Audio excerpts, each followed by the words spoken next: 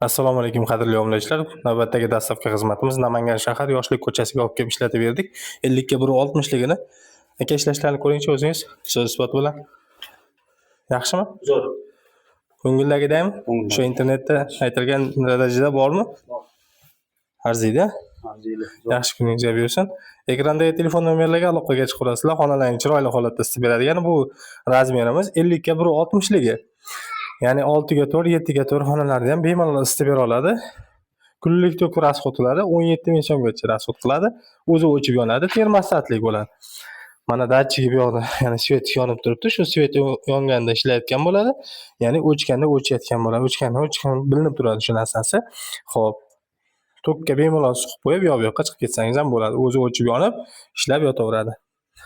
Xudo xolasa, xizmatdamiz. Mana shu nomerlarga telefon qilib, barcha yana ma'lumotlarni olishlaringiz mumkin.